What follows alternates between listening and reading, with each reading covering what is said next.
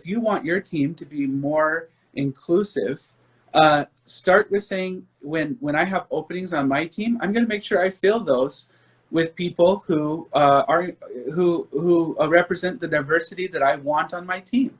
And that oftentimes requires more work. We can't just sit back and say, whoever comes and applies is going I'm going to hire.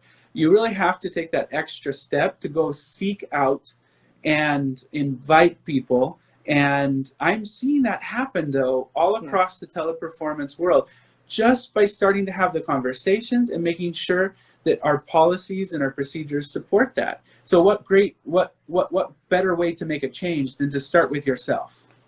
Yeah, you have to be deliberate in those actions, right? And it's still, I think people struggle between the hiring the right person and, hiring from a diversity where really it's the exact same thing.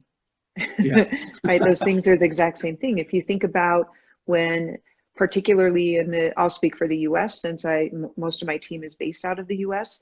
If you put a job posting for a director or a vice president or an executive vice president, less than 10% of the applications that come back are women.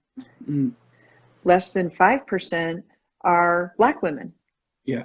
So in order for us to be a diverse company, we have to actively participate in drawing out the right people to, apply for those positions. So you're still selecting the right person for the job, but you're opening up your recruiting pool to be diverse candidates. So it's not the exact same person presenting a resume to you every single time you have a job opening.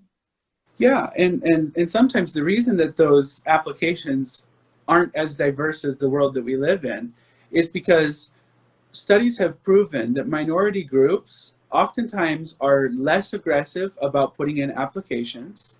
They oftentimes feel that they may not be welcome, or they may be concerned about whether or not the organization would be inclusive to them.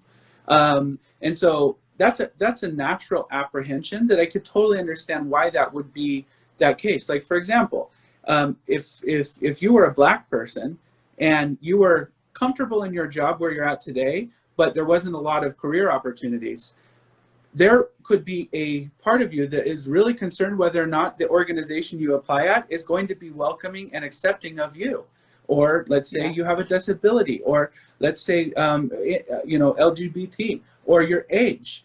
These are all things that I think candidates think about. And when they think about those things, that's why they don't apply, which makes sense. But that's why it's incumbent upon us to say, no, you are welcome. Not only are you welcome, we're going to make sure that you're included and that you are a full member of this team and that your voice has the same weight as the voices everybody else on this team. And at Teleperformance, that's what I'm so proud of, is that when you look at our leadership team is diverse. I mean, they come from all over the world. They have all the different colors of skin. They have they're of different genders, and they are representative of Teleperformance. And we have opportunities, but those opportunities, I think, are things that when we start talking about them, just like any organization, you can make progress towards them. Yeah, it actually allows that permission, right? I talk about give yourself permission, but the organization gives you permission when we have these type of discussions and we're just free in expressing, our thoughts and ideas and, our passion around diversity and inclusion.